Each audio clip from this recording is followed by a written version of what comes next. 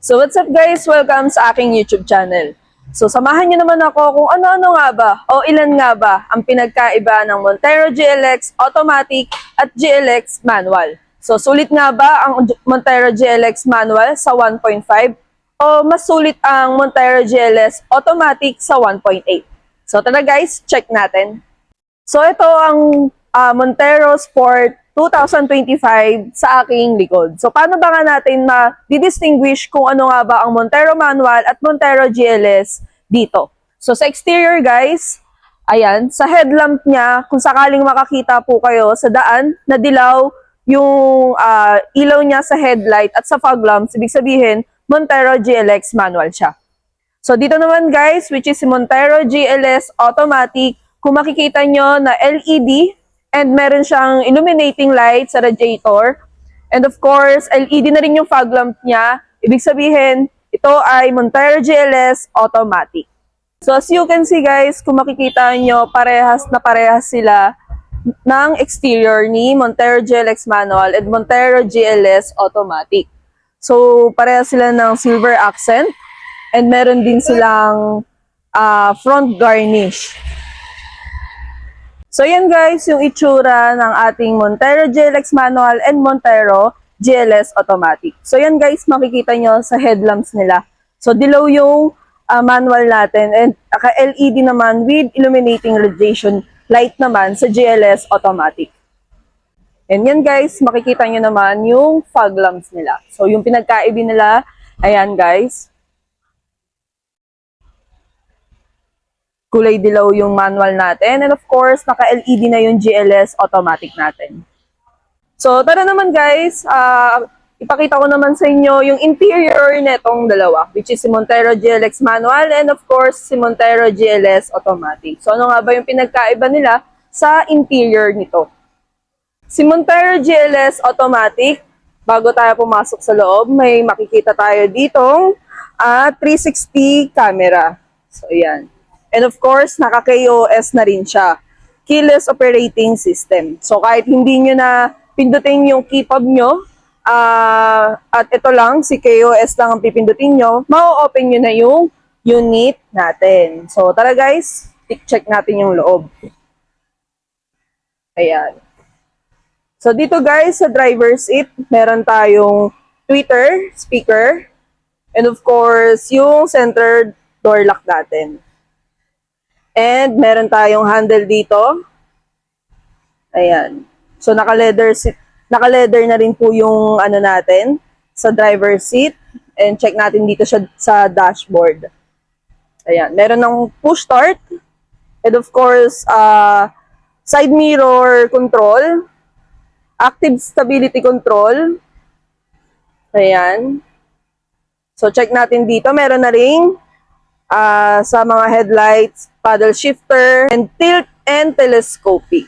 Ayan. So, check naman natin dito sa may steering wheel ni Montero GLS Automatic. So, dito naman tayo sa steering wheel ni Montero GLS Automatic. So, meron tayong mga hands-free button, which is dito yung audio control, and of course, Bluetooth control.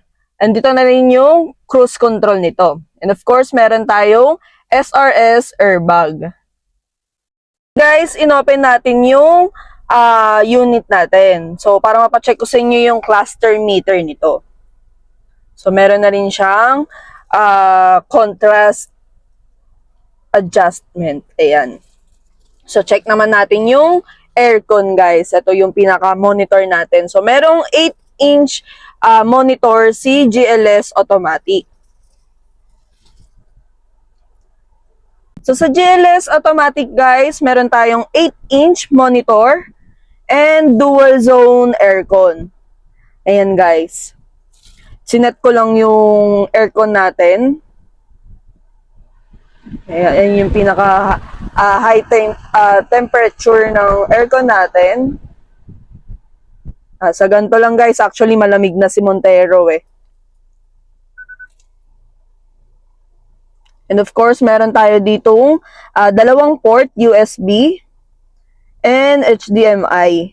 And of course, meron din tayo ditong, for example, gusto natin maglagay ng HD dashcam. Ayan. pwede natin siyang lagay dito for sa rear mirror natin. And so sa GLS automatic natin guys, meron tayong 8-speed and of course meron tayong electronic parking brake with auto hold. Ayan. Of course guys, ito na yung pinaka control natin.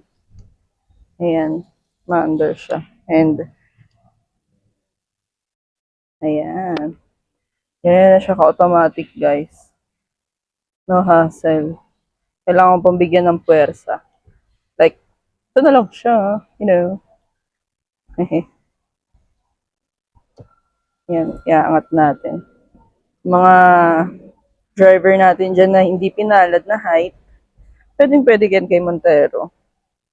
Angat natin. Guys, for the second row naman, ito yung passenger seat natin. Ayan, meron na rin siyang light dito. And of course, sa mga freebies natin, again guys, may additional tayong side step seal. And of course, hindi mawawala si deep dish matting. And again guys, naka-leather seat na po si Montero GLS Automatic 2025. Ayan. So, lang natin to guys.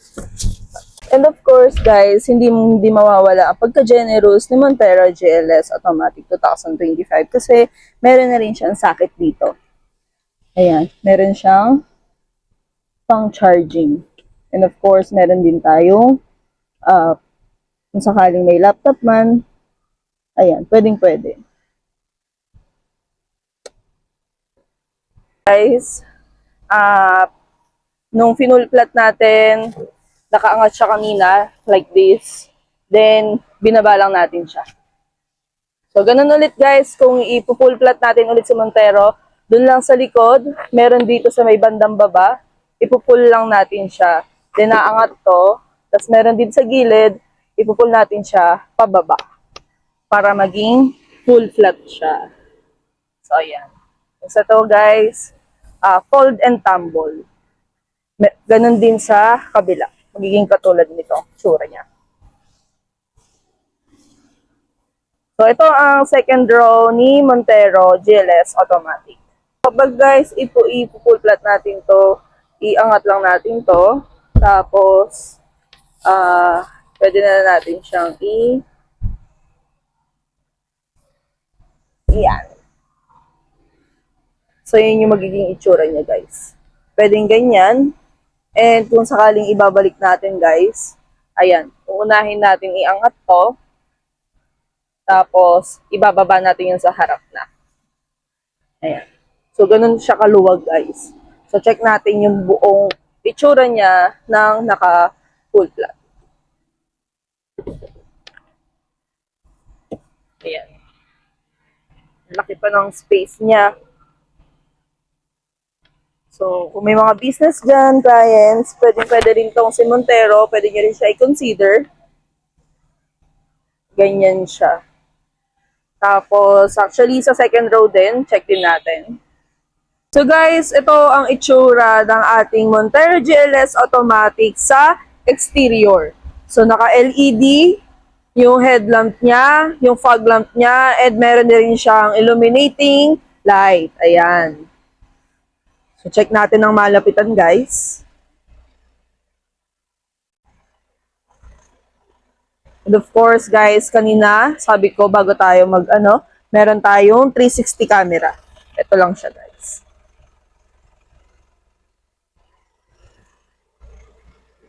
So, sa Montero GLX manual naman natin, guys, ayan, meron tayong headlamp, halogen, and halogen fog lamp. Ayan.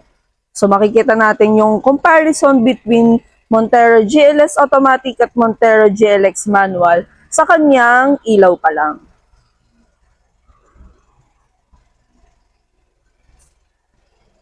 Tara, i-check naman natin yung loob ng GLX Manual natin. So, yan. Naka-keyless entry si Montero GLX Manual and meron din siyang disusi dito.